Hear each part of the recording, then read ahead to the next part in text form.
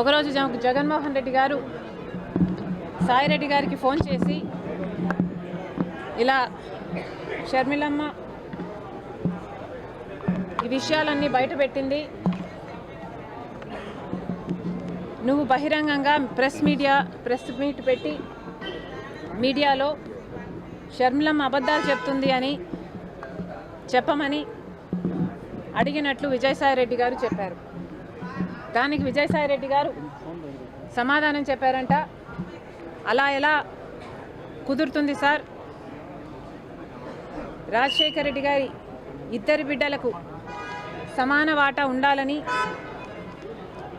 రాజశేఖర రెడ్డి గారు ఉన్నప్పుడే జరిగిన డిస్కషన్స్లో మీరు నేనే కాదు సార్, ఆ డిస్కషన్స్లో చాలాసార్లు షర్మిలమ్మ గారు, భారతమ్మ గారు, విజయమ్మ గారు అందరూ ఉన్నారు. మరి ఇంతమందికి తెలిసిన విషయం అబద్ధమని నన్ను ఎలా చెప్పమంటారు? నా వల్ల కాదు, ఈ ఒక్కసారికి ఈ ఒక్క విషయంలో నన్ను వదిలేయండి అని బ్రతిమాలుకున్నారట. దాంతో జగన్మోహన్ రెడ్డి గారు తర్వాత రోజుల్లో అదే విషయాలను సుబ్బారెడ్డి గారి చేత ప్రెస్ మీట్ పెట్టి చెప్పించడం జరిగింది. ఆ ప్రెస్ మీట్ తర్వాత జగన్మోహన్ రెడ్డి గారు మళ్ళీ సాయిరెడ్డి గారికి ఫోన్ చేశారని చెప్పారు.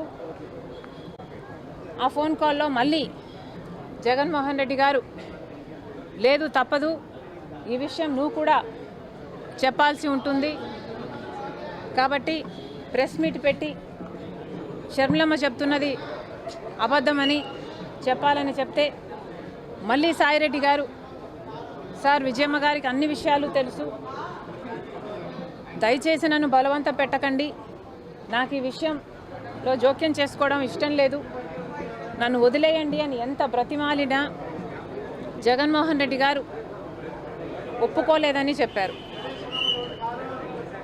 దాంతో అమ్మ నాకు తప్పలేదు, తప్పించుకోవడానికి నేను చాలా ప్రయత్నం చేశాను, తప్పనిసరి అయి నేను ఒప్పుకోవాల్సి వచ్చింది అని సాయిరెడ్డి గారు చెప్పారు. ఆ తర్వాత సరే సార్ మీ ఇష్టం వచ్చినట్లే